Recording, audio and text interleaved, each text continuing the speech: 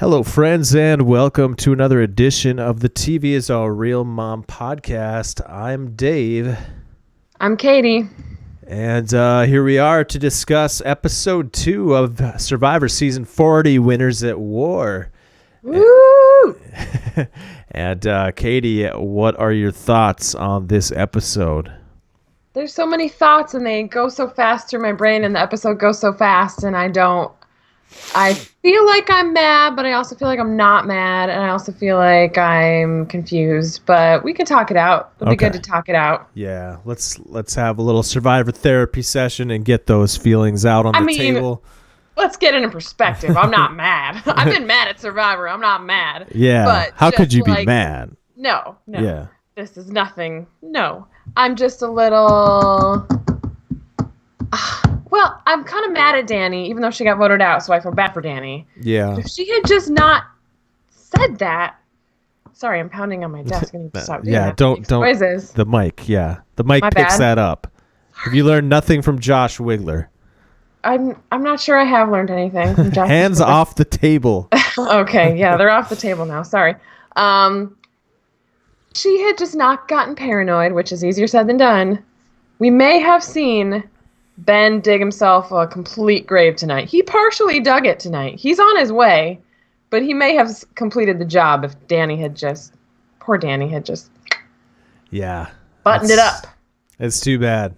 I never would have thought at the beginning of this season, first 3 boots would be Natalie, Amber, and Danny. Those are 3 people I would have pegged as like, yeah, they'll all go really far as under the radar players. So yeah, it's just very shocking, and I'm actually very pleased with this personally. Well, maybe there's a reason maybe that is the reason. One of the reasons that I don't consider Natalie Anderson an under the radar player. Maybe in this company, yes, but maybe that's the reason they went for these 3 right away, because that's who typically wins these types of seasons. But maybe that's just not been shown in the edit, because I have a feeling these people are smart enough to know that it's good to get those types of people out. Yeah, it's possible, but at the same time, it does just look like the circumstances have gotten the best of these people. Like the situations that have arisen have kind of been, that's why they went home. I mean, Amber maybe is the one exception. I think from the get-go, she's like Rob's wife. So they're like, yeah, she'll be the first one out, you know? I feel like Natalie would be the exception, because I don't think Natalie did anything to warrant going home. Oh, that's what I meant. Like, Natalie is a victim of circumstance, you know, like just whatever arose in that particular time. It just happened to be her. Yeah, that's... But why does it have to be 3 women? Why can't we go after Rob? Why can't we go after Ben? He's being an idiot. Why does this pattern have to continue? Is it always women early on, or what? I feel like it's been mixed up recently, but this is not a good start for if you're looking at things in terms of gender. Well, yeah, I mean, but it can't continue like this. I mean, at some point, the guys are going to start to go home, and they're probably going to fall like dominoes from there. Like, it'll be guy, you know? Let's just stop being scared to do it. I don't know what the deal is. But maybe, like I said, there might be something to get the under the radar people out of here. I don't know. Yeah, I don't know about that. I don't know that they're thinking about like that per se, but I'm pretty sure Parvati even mentioned it in her pregame stuff. So she wanted to gun for under the radar people first? Mm-hmm. Interesting. Yeah, it's possible. But yeah, for now it's just going to be Survivor Sausage Island. So that's they're well on their way. That's what they want. That's how it's going to be. Whereas Extinction Island is Estrogen Island right now. Yep. We have a comment and your video's covering it up. Okay, GB Oira says, do you guys want to dump out your bags so we can see if you have idols? Can we talk about my girl Denise? Denise was a baller in that tribal council. She did it, even though it was stupid that anyone even had to do it. I know. But she did it, and she hid that idol, and then Danny gave her a fire token. Yeah. So she's got 2 fire tokens. That's my MVP, boy. What's up now? What's up, Denise? So how did she hide that idol? I couldn't really figure that out. I don't know. part of me was too scared to look, so I was like, this. I was definitely paying very close attention. I couldn't quite figure out like how she did it. She just kind of moved it around and then showed it was wrapped in like her note. Yeah, she had like a little note with. Yeah, that'd be crazy if she had kept the actual note with her. I suppose. I'm pretty sure it was in the note. Yeah, which makes me think part of her strategy was to like, if she had to, she could pull it out and be like, I know you guys think I might be playing a fake, but here's the note. I mean, the note is real. You can't fake this, right? So, yes. Yeah. So I thought maybe that was part of her strategy. But yeah, I saw her moving the idol around, and I'm not sure how she did it, but is it possible that Adam had his other half? Because the thing said she had to physically give it to somebody before 7 p.m. And I believe she did give it to Adam. She gave it to Adam, but they didn't show him working to hide it. They showed him, you know what it reminded me of? You know, Community is like one of my favorite shows of all time, right? So you know the episode where Annie loses her pen and she makes everybody stay in the room and she makes everybody dump out their bags, and then the real test is how they react to that demand. So Boston Rob was probably he did it, and then he was maybe looking at how people reacted. 100%. And I feel like Adam may have failed the test, to be honest with you. I mean, it was right to call him out. I agree. I mean, I think, like, if it was me, I'd be very tempted to look at Jeff and be like, Jeff, this doesn't seem fair. Is this, like, within the rules? Like, we have to actually, like, we're not allowed to, like, hide idols anymore. We have to, like, we're required to dump. I guess he would argue you're not required to do anything, but I suppose it says a lot if you choose not to, right? Yeah. Which it's slightly unfair, but I felt like Adam more than anyone came off as defensive. So if Rob would be suspicious of anyone, it would be Adam, and that's unfortunate. Well, I mean, what's Rob gonna do? They got rid of one of their own old school people. They're 3 to 5 now. But we know it's not gonna. People are going to move within that. It's not old school, new school. I mean, there's definitely an old school alliance. I mean, it's clear that Rob, Ethan, and Parvati are together. I mean, they made no bones about it. During scramble time, they're having a powwow on the beach. Like, clearly, no bones about it. So, I mean, but obviously. Ethan was in there he was in like every conversation, it seemed like. So Ethan, I love Ethan.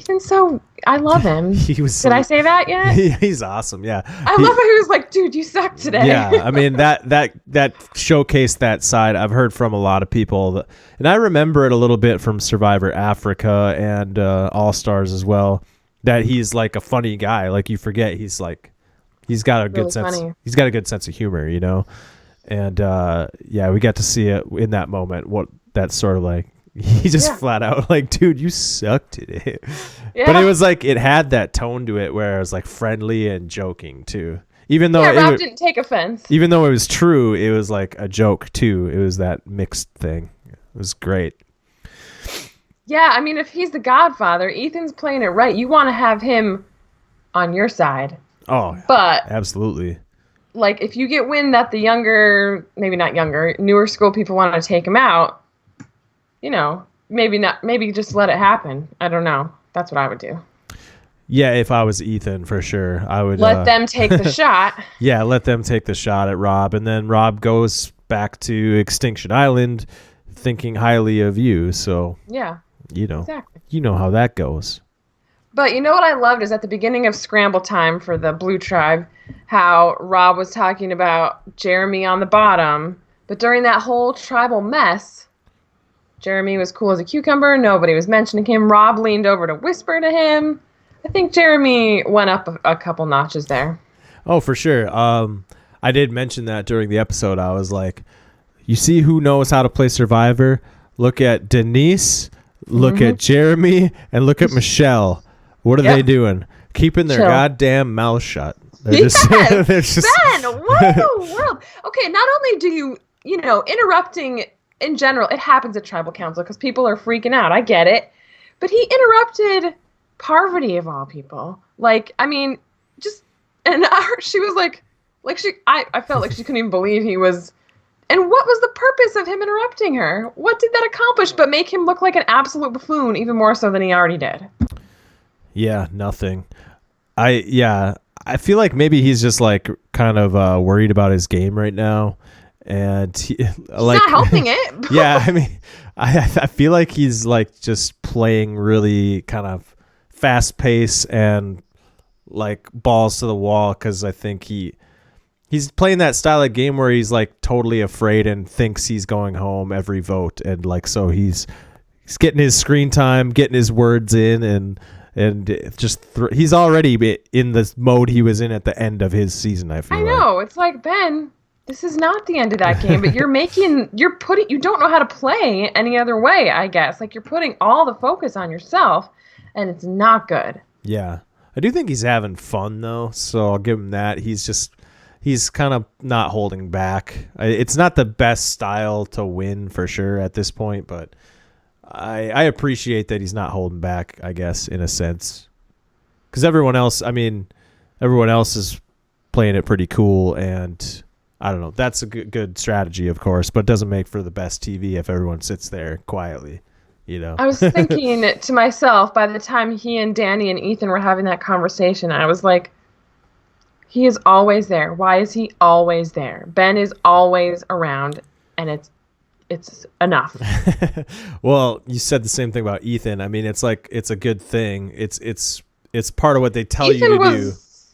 Go ahead. Sorry. It's part of what they tell you to do in Survivor as winning strategy, is just to make sure you're a part of every conversation, and you know, just always be there. Don't miss out on anything.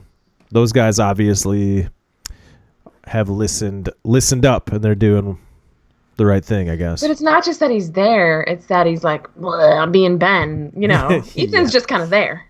True. And he was kind of invisible in the first half of the episode. It wasn't until scramble time that you remembered, oh, hey, Ethan's there. Oh yeah, Ethan. Hey, Ethan.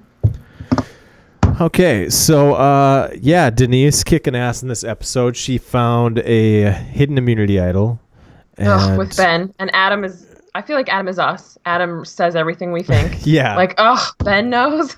Yeah, dude, and the perfect that's what I love about Adam, is like people see this as maybe a weakness in his game, but it also like sort of benefits him, and it worked out pretty well in his season for the most part, that he just kind of tells it like it is. Like, he just expresses what's on his mind. That's true. In the game. He's like when she's like, I think, should I use it for get Parvati? And he's like, that's a terrible idea. Like, I know, I wasn't sure if he said it out loud or to us at first, and I was like, oh, he said it to Denise. He said it to Denise, like, yeah, straight up and very clearly. He's like, that's a terrible idea, and my gut says he's right. That's a terrible idea, and he didn't like keep that info or that opinion to himself. He just immediately let Denise know, like, hey, this is what's up. That's a bad idea. Don't do that.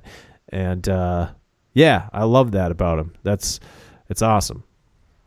Yeah, we need that. And I forgot that he was quite a bit like that in Millennials versus Gen X. And I like that he's not, unlike some people, like, I can't think of the word. He's not afraid of all these big names around him. It's not stopping him from playing his game. Whereas Ben, I don't know what it's doing to him, but it's not doing anything good.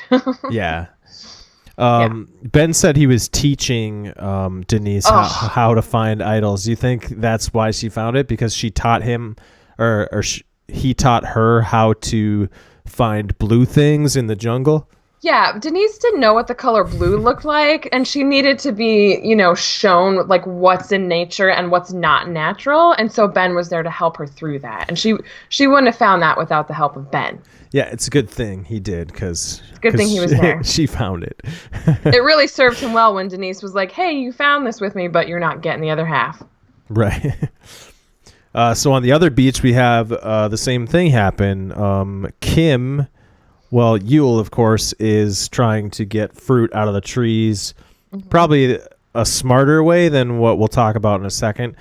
But both methods use bamboo, but I don't know. His is a little safer. But yeah, Kim walks away from that, finds a second to start looking for an idol. And what did you think of our method of idol searching? Like she was very like meditative and like Yeah. calm about it. Yeah. I liked it. I liked it. She It's a was good like, approach. yeah, she's like, I kind of just go left to right based on what like my heart tells me. I And prefer it to the Ben method. she kind of like compared it to a prayer, she said, which I thought that was interesting. Like if it's meant to be sort of thing. And I guess it was meant to be because she found one. And I just find it very fascinating that she went to Sophie with it.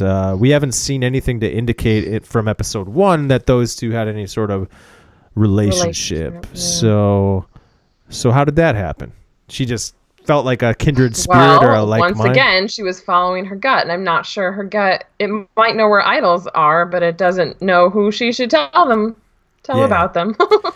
Yeah, And Sophie was like, "That was dumb." Immediately. Yeah, I loved that too. I love that. So like because I was pretty convinced that Sophie would be like, "Oh, this is awesome. Kim Spradlin wants to work with me. We're gonna do this thing. It's awesome." But she comes right out and she says like, "No, I'm the devil. Like, why did you do that? That was dumb." Like, Well, and you I know love what that villainous side of her. That's really fun. So I hope we get more of that. It tells me that Sophie feels super confident in her 4-person Yule, Nick, Wendell thing. But it also tells me that they're doing a good job of keeping that under wraps if Kim went to her. Right, yeah. And didn't realize she's already locked in with other people. Yeah, if Kim had any idea that that thing was happening even remotely, I don't think she would trust Sophie with that information. I think she'd go to somebody like Tyson, and just go. She should have gone to Tyson. Yeah, because then they could go all in together and try to move the pieces around a little bit, shake things now up. She's done. She can't do anything with that if Sophie will never give her the other half. That's kind of what the storytelling setup looks like, huh? It's not looking like Kim's going to be able to use that effectively. The only way it can be used effectively at this point is looking like if Sophie is the one to make that call, like, hey, Kim, we need to play this. Give me your half, because if Kim tries to make that call, it doesn't seem like Sophie's going to be on board with it. So what if Sophie makes the call, tells Kim they're going to use it on one person, and then like how do they decide who decides who to use it on? That was kind of in the back of my mind this entire episode. I couldn't quite figure out how this whole half idol thing works. Like we've seen half idols in the past. How have they been played in the past? Where have we seen these before, and how are they played before? The only time I feel like we've seen him was in Korong with Ty, and the one time they were going to use them together, Ty said no, and Scott went home. And then I think he just kind of ended up kind of wasting it as a regular idol. Right. I think. And I'm trying to remember, did Ty have both pieces in his possession at that point? Like, because if I remember right, I think Scott and Jason handed it over to him. Like, we're playing this tonight. Here you go, man. And they gave it to him. I don't remember how. I seem to think who had what piece and how it. I seem to remember that they went full on mistake mode. Like they not only got duped by Ty, but they ended up losing their half of it as well, so that Kyle couldn't use it in the future or anything like that, or Kyle couldn't use it for leverage or whatever. Jason. But anyways, so how do you think it works in this case then? Like when if another person is required to hold their half, how do does that mean the two have to come to an agreement and to play it? They have to be like, yes, we're playing it. And well, yeah, because I was gonna say Sophie could completely dupe her and be like, yeah, we'll say we're gonna use it on you, and then they use it on Sophie, used it on someone else, but couldn't Kim stand up and be like, well, then I'm not giving you. Unless once you give it to her, it's over. I don't know. Right, which is why I don't think, they're going to do anything like that, anything too crazy where it's like, well, let's play it on, I'll have her play it on someone that she doesn't want to. I think the only way Sophie's going to be able to use it is they're going to have to use it to get someone out that they both agree on, I guess. Yeah. They'll have to. Otherwise, I don't see how it works. Exactly. Yeah. Because if you have to give it to someone else, that implies you each have equal claim to it. Right. So, I don't know. So, Rob finds out at the beginning of this episode that, his gut tells him Amber went home because he got a fire token. And there are a lot of people several people on the other side that could have given it to Rob. So I mean, I can't believe he thought Sandra. I thought he'd at least go to Tyson next. yeah. Well, I guess he doesn't realize that how burnt Sandra felt by him not telling her that he planned on coming back for this season. Rob doesn't know about that, so but he clearly doesn't. Right. But I also think that's dumb. Why is she so mad about that? Who cares? No, I agree, because like for all she knows and for all we know, Rob hadn't decided that he was going to come. From what I actually heard, it was like a last minute decision for him. Like for both of them, they kind of like had to really talk about it, make a decision together kind of last minute that they were going to do this thing. So yeah, I do also find it stupid, a little dumb that Sandra's like butthurt about this. Yeah, it's silly, but at this point, I think Rob does now officially sees Sandra as an enemy in the game. They seem to be building towards some type of showdown between the two of them, don't you think? Yeah, I mean, and as a little too on the nose that is for Winners at War. Winners at War in a season of Survivor. I gotta say it's kind of poetry too. If we end up getting a Rob and Sandra war this season, I mean, they've already got their busts, their statues built of them. Yeah, as an ode to this war. Yeah, I mean, it would maybe give some positivity to season 39. Not much, but as much as they can muster. If it was a foreshadowing of the battle or the war that would ensue between Rob and Sandra in season 40, that would be kind of cool. So maybe that's something we'll see. I don't know. Well, I think we'll see it early. I don't think either of them are endgame material here, but it might be the end of the first act of season 40 or something like that. Right. But there's got to be a swap on the horizon. They do that rather quick these days, and I imagine they're not going to change that because they don't like to switch things up unless they're adding fire tokens into the mix. So I don't know. Or letting someone who has voted out on the third vote back into the game to win the game. Hey, Danny Boatwright. Is she going to be our Chris Underwood? Yeah, maybe. You never know. Then Boatwright will become the new expression for Underwood. Because you can write that boat and get back in the game and you can win. Hey, nice. Yeah. Want to talk about Edge for a minute? I guess. There's really not much to say there. It was pretty boring once again. So there was the word puzzle there. Would you have figured that out? I probably would have, just because that's what I do and that sort of thing. I go to letter stuff when it's like in a line like that. You know what I mean? Oh, you do that? Well, your brain works that way? Is that what you're saying, or what are you saying? It's just something you think about. Like if it's a puzzle, maybe it's the letters themselves. But with maybe no food and water, maybe not right away. Well, I can see what you're saying, because these particular lines or phrases, there was nothing like obvious, like clue wise in the content. Yeah. So it kind of makes you think, okay, what else is here? Okay, how about like the letters on the left, So maybe I would have thought of it.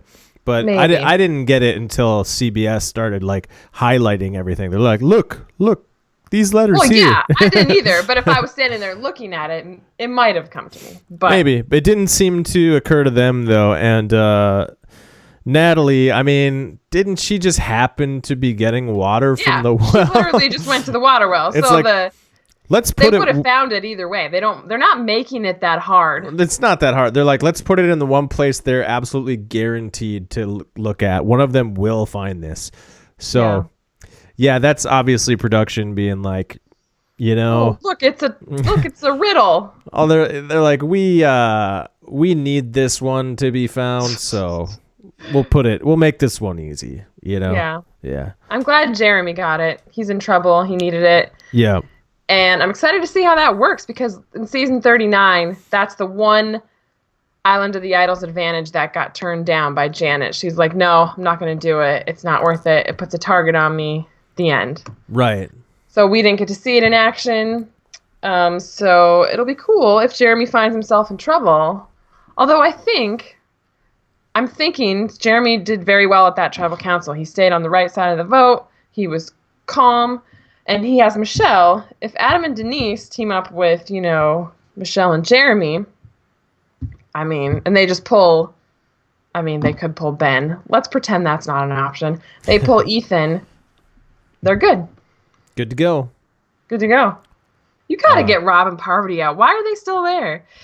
And I have to say something about Parvati, and we talked about this in our cast assessment, that Parvati tends not to get along with the people she's not aligned with. And I didn't like the way she was talking to and about Danny. Like, she got very, old school mean girl Parvati again. And I'm like, come on. Got kind of uppity about. She did. But, granted, what would you do if you found out you were being targeted by somebody? Would you be happy about it? Would you like that person? But I don't like that that's the mode she goes to. And I don't like it when people have this mother, oh, I'm so one with nature, and you have the ability to be a complete whatever.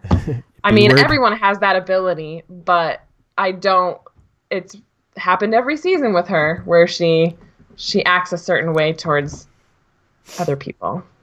Yeah, she's got a little bit of a brattiness to her. Yeah, like if someone takes her toy away, she gets a little snotty. Yeah.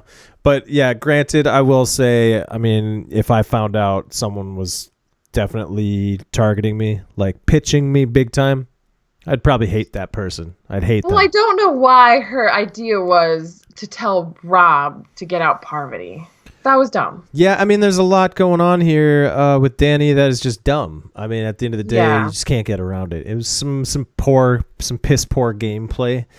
And I think we can leave it at that. Yeah. You're right. Yeah, we can. She blew it straight up. She blew it. She didn't need to, she put that whole chain of events in motion. Yeah, she could have laid back and just not done anything, and that's what she should have done. She would have been fine. Mm-hmm.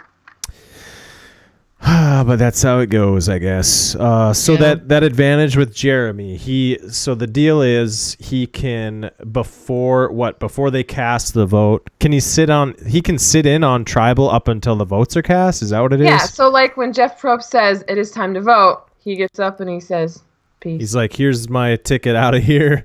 Can't vote for me. Peace out. So he doesn't get to witness the scramble. If he is in fact the target, then there's gonna be a scramble. But he's gone. He doesn't get to see it. That advantage could make for an exciting tribal council, to be certain. Yeah. Yes. Surely. If Jeremy's surely you must be joking. Which brings us to our next topic of conversation. The best part of the episode. The Tony ladder. Simply amazing. We simply put the bamboo together. We simply tie it. We simply put it up in the trees. We simply pull the fruit down. Simple. Yep. God, that was great. I saw most of it this morning because they released it as a sneak peek, but they didn't release the second half where he's actually climbing the ladder. Oh God, I could watch it 27 times. Oh, I know. Well, part of it is everybody's reactions to it. We got some people like laughing hysterically. Some people are just terrified that he's gonna. I mean, honestly, that was kind of my gut feeling. Was like, I am really worried he's gonna fall and break his legs right now. He's really high up there. If he fell down, he could be horribly injured.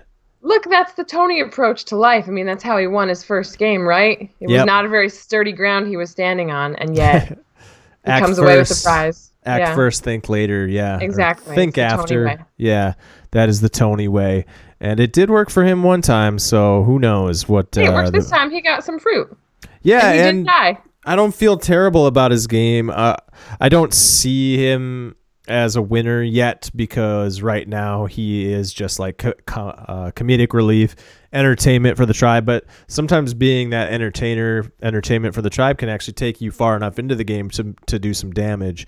And that's where I want to, we obviously want to see Tony get that far so we can see him start pulling some strategy, pulling some ideas, and working that Cops R Us alliance. Yeah, I didn't hate seeing that back as down as I was on Sarah before I mean, Sarah and Tony is always good fun. So, I don't Right. have any problem with that. It's Right. going to keep Tony around. Same here, man. Like, it's a crazy how like one confessional can turn you around on a person, on a character, Yeah. on a character on the show. And one confessional, I'm like, Sarah Lucina's okay. Oh, she's back with Tony. It's good. Like All's good in the I world. picked her to go home tonight, and I was like, that'll be great. Sarah's going. I'm good with that. That's good. But no, like, just bring Tony into the mix. Get Cops R Us 2 back in session, and I'm completely turned around on Sarah Lucina. I'm all in. Yeah. Yeah. I don't know. Yeah. That's crazy. That's crazy to me that's possible. It was like literally one confessional and one little scene. Well, that tribe just is so fun, and it's fun to see them have fun with each other and succeed. It sucks for the other tribe to lose people, but it's really fun to see everyone on that tribe be able to stay. The Yule and Sophie and Kim and Tyson and everyone. Right. Yeah. And do you suspect that'll be the way things continue? Do you think that tribe will continue to have success and the other tribe is going to be on the downward slope, or is it going to be relatively even match? It already is pretty even match. It's been back and forth. I think it's pretty even. I think they just messed up on the challenge because up until the puzzle part where they took a weird approach, it was pretty close. So speaking of the challenge, I wasn't paying really close attention to the challenge, but was there a part where like I think it was Tony said make them panic or something, and then they all like pretended to like they were cheering, like pretending they were doing well or something? Well, Tony was very or did I get set that wrong? on egging them on because by the time they got to the third box, he's like, "Yeah, look at that, we're already on our third box," and he was like making sure they heard, like looking directly at them. He seems very intent on. So Tony's is the tribe that won, right? Yes. Yeah. So when he was like egging them on, it wasn't like to make them think they were doing well. They actually were doing well, and he was just like discouraging them and dragging them down, basically. Yeah. The other team. Yeah. Okay. Sure. That makes way more sense. Okay. Yeah. Yeah. I just got confused there. Yeah, we already talked about that. Obviously I wrote in my notes Ethan's line.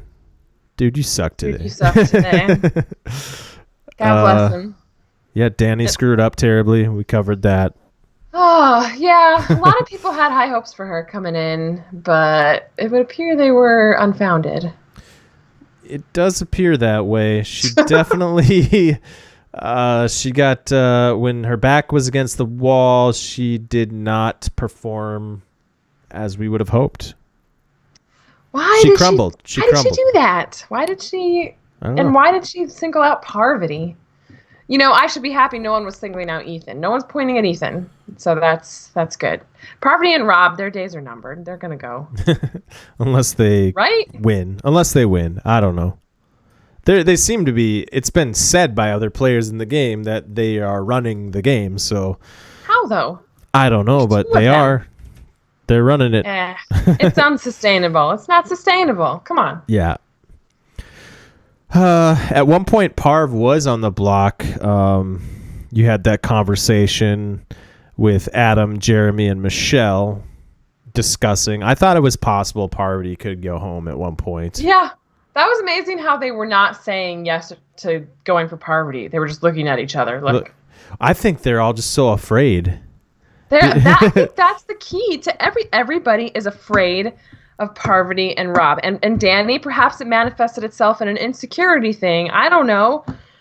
It happens. We're all human. And maybe she thought, well, I feel insecure about Parvati, so I'm going to go after Parvati. And she just panicked and told the wrong person. If she would have gone to Ben and Adam and Michelle with that idea, it might have worked. But she went to Rob with that idea. That was stupid. That was a big mistake. And Rob even said it in confessional, like, isn't it fairly obvious that Parvati is my number one? Like, I think everybody there can clearly see that except Danny. So yeah, it's like, what the hell, man?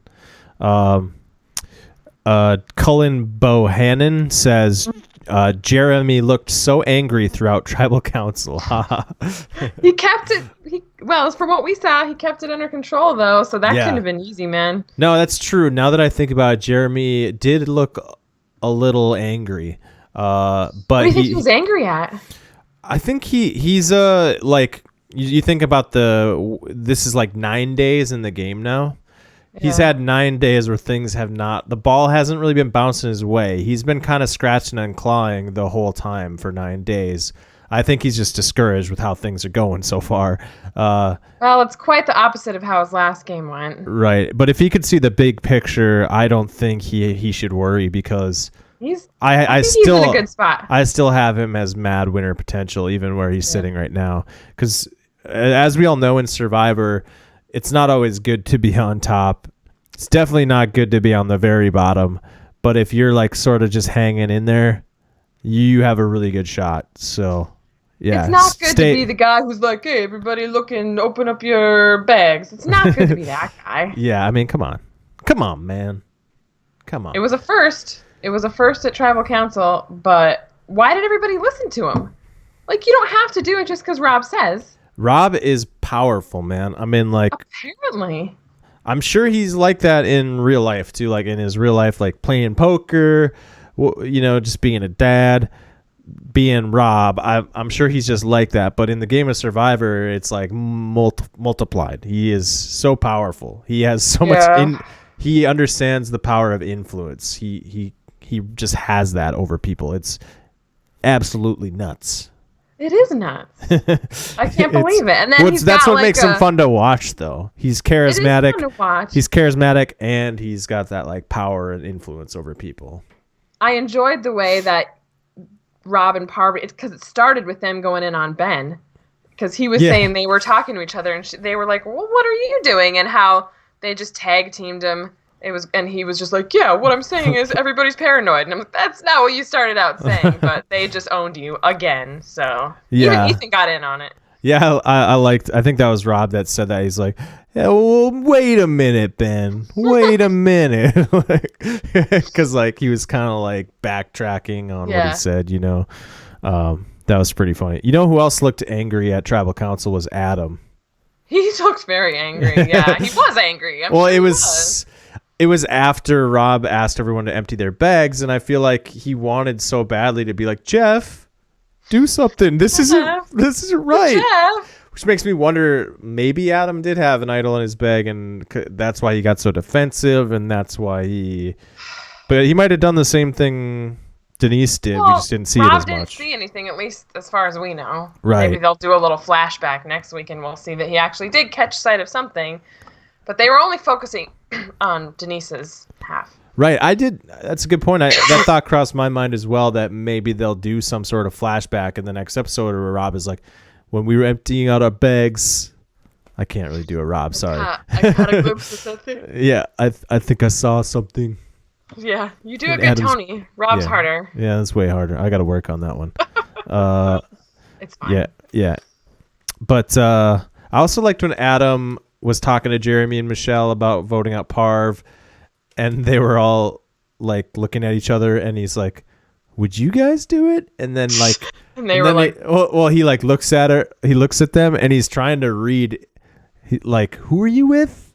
Are you seriously with me? Or like he was doing that thing where he's like waiting to see how they reacted. Like, do you guys really want to vote out Parv, or are you actually with her and you're duping me?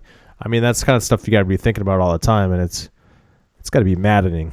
I mean, they were right. This was not the time for that move. This is one of the votes where you take an easy vote if you can get one. Yeah. So they did the right thing. Yeah. I think. I mean, Danny screwed up. I'm. Screw up, go home. And I'm pleased with the outcome. Like Danny falls into the same category as Natalie and Amber for me. I mean, it's unfortunate that they're women, but they're just characters that I'm not crazy about. They're lower on the list of people I'm excited to see play again. But that just limits the pool for the coming weeks. Once Ben's gone, and Sarah. But that's what makes it so fun. We get a season full of all the biggest names. Yeah. Of the But winners. One of these people is coming back, whether we like it or not, and they're going to Devon's their way to the final four fire making against the second person to come back. Yeah. No, that better not happen again. Desiree Simone says they need to keep those threat shields around. Yeah, I really think that's coming to fruition. I think because they said, so I forget who it was, but they were like, we need Rob around. And I don't think it was because of challenges. I think it was because Shield. Yeah. Everyone's thinking Meat Shield. Jeremy Collins was a game changer in the Meat Shield idea, and everyone's thinking the same thing. Yeah, I think the Meat Shield idea definitely existed before Jeremy, but he kind of popularized it because he was the first one. Second Chances was one of the first seasons where things really started to get meta because you had fans voting people in. Like, it opened up the doors for things to be more meta. It was like okay to talk about things outside of the game.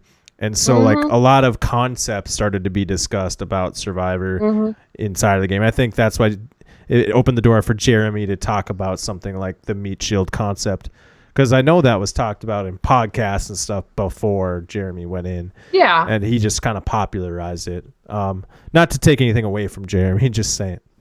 No, but in a season like this where you are very aware of your threat level to people, you're going to do anything you can to minimize that.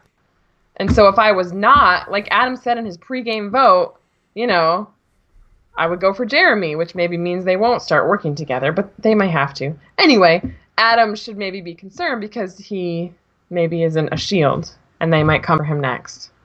He's kind of a nerd shield. Numbers, I think. He's a nerd shield, similar to you. He's very good, and I've said this before when I listen to him on podcasts. It's always like, thank you for expressing so eloquently what I was thinking about the game. Yeah. He's very good at that. Yeah. Yeah, he's a strategic mastermind. Mm-hmm. Indeed. Yeah, well, and he's dangerous. He's dangerous. He's freaking dangerous. An idol out of Parvati's hands, which was good. And that's a slight knock against Denise that she thought about that. But maybe it would have worked out in her favor. I don't know. Nice. I see we still have 6 people watching right now. Does anyone else have any more questions before we start to wrap this thing up? Get them in the next 5 seconds. Go ahead. I remembered what else we used to do at the end of our podcast. Oh, what did we used to do? We would pick the MVP, and then we would predict who's going to go home next week. That's what we did. Oh, yeah. I knew there were 2 things. Yeah, I mean, so how did we miss that? I mean... It's been a couple years. Yeah. Okay. Yeah, it doesn't look like the questions are rolling in, Catie, so we could probably wrap this thing up. Okay. So next week on Survivor, Sausage Island. Sorry. Sausage Island. Sorry, that's a little crude, but I find it funny. What did we see in the preview for next week? Tyson threw Sandra's name out there, and she's not happy about it, which makes me concerned for Tyson, so Tyson better watch out. This is exactly what I talked about last week, man. Half the reason people don't go after the big threats or the big names like Rob, Sandra, Parvati is because they've seen it where you bring that person's name up, it always gets back to that person, and they are so good at turning it back on you. Sandra is like the queen of that for sure. So we're already seeing that next week, and it's unfortunate that Tyson could be the victim of that. But I could totally see Tyson actually getting his way in that. People will, even though Sandra's pissed about finding out it happened and she knows about it, it could still happen to her. Yeah. But she has that idol, so yeah. I don't know. Yeah. So Tyson, watch out, Tyson, next week. Ooh. I'm not picking that he's going to go home. Okay. I'm going to pick Ben every week until he goes home. So Ben. That's all right.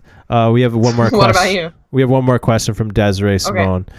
How soon do we think a swap is coming? Because DeCall might keep winning. Yeah, I was thinking this too. And I have 2 thoughts. My first thought is that, I mean, if you go by the last few seasons, we have next week's episode and then we probably have a swap. Especially if DeCall wins again. But my other thought is that this is a new era of Survivor. Like, this is the 40s. They're doing fire tokens. They're mixing things up. Maybe they'll mix it up in terms of the swaps, too. So you mean they might let it ride for a while? Or try something different, but I don't know how you change a swap. So, I mean, my guess would be the week after next. Are you thinking a 3-tribe swap or just I hope 2? not. I really hope not. You could. Yeah, that can get really a little messy. That can with get 16. Yeah, 16 makes it tough, but they could send one person to some sort of island or something. But they already have an extinction. But they don't need an island. They so- just like take them out. Just hide them somewhere. No, I hope they just do 2 again. But Yeah. Well, 3 tribes can also kind of suck from the player's perspective because they have so little wiggle room to maneuver. So it's a lot easier to get swap screwed. yeah, for sure. So maybe they'll kind of see things that way, that they don't want to swap screw anybody, so they'll just swap to 2. They'll just mix up the tribe members, basically. Yeah. Shuffle them up. Yeah. I don't know. Maybe they won't. It'd be nice if they let it ride a little bit longer, but who knows? Yeah, we'll see what happens. Yeah. Okay, so Who do you think's going to get voted out next week? You didn't say. let's see. Did the preview give any clues? I guess Tyson and Sandra. Anything happening on the other tribe that? Yeah, like a but I already clue? forgot. Parvati. Oh, yeah. Adam and Denise were saying they should go after Rob or Parvati. Yeah. That doesn't mean I'll say Parvati. Parvati's going home next week.